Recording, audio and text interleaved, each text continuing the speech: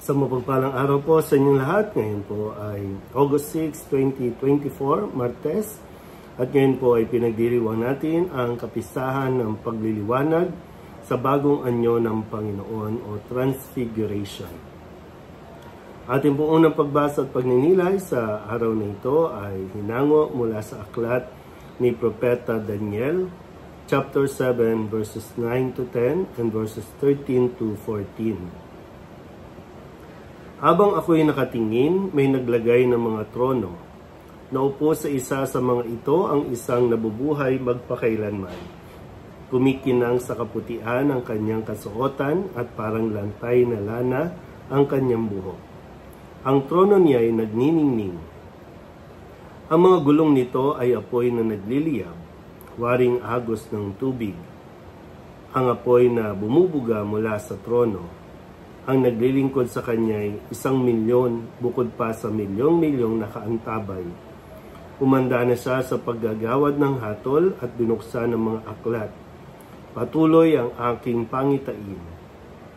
Ang nakita ko naman ay isang tila taong nakasakay sa ulap. Bumaba ito at lumapit sa nabubuhay magpakailanman. Binigyan siya ng kapamahalaan, ng karangalan at ng kaharian. Siya ay paglilingkuran ng lahat ng tao, bansa at wika. Ang pamamahala niya ay di matatapos at di babawiin at hindi mawawasak ang kanyang kaharian. Ang salita ng Diyos. Muli po, isang pagpalang araw sa inyo pong lahat at maligayang pagdiriwang po ng kapistahan ng pagbabagong anyo ng Panginoon o sa wikang Latin na nagmula sa wikang Latin itong transfiguration o transfiguration na ibig sabihin pagbabago ng buhay. At dito po sa ating unang pagbasa ay nagkaroon ng pangitain si Propeta Daniel tungkol sa kaningningan ng Diyos. Ito yung ipinakita na biyaya o grasya ng Diyos na makita ni Daniel kung ano ang mangyayari pagdating ng panahon ng paghahatol. At tanging dinidescribe niya na mayroong isa na pinagkalooban ng kapamahalaan, ng karangalan, ng kaharian. Ito yung masasabi natin o mapagnilayan din natin na tanging si Jesus na naranasan din ng mga alagad na makita ang kanyang pagbabagong anyo at hindi lang yung pagiging tao ni Jesus ang kanilang natunghayan, kundi yung kaningningan din ng kanyang pagka-Diyos. Bilang paghahanda sa nalalapit na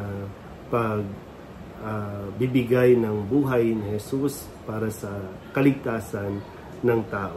Kaya yung pagbabagong anyo ni Jesus ay paalala din sa atin na may mga bagay tayong kailangan baguhin kung gusto natin din na makita ang kaningningan ng Panginoon. At sa pagdating ng araw na ito, na siya rin naman ang uhukom at ahato sa atin base sa mga nakatala sa aklat ng buhay, sa kung paano nga natin isinabuhay ang buhay natin dito sa mundo. Kaya lagi po mayroong pagkakataon na ibinibigay sa atin.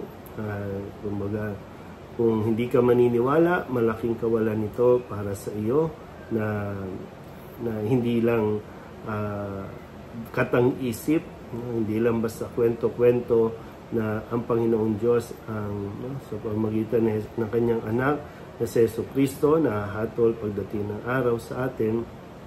Pero ang malinaw na dapat natin tanggapin ay yung tayo ay mahal ng Diyos.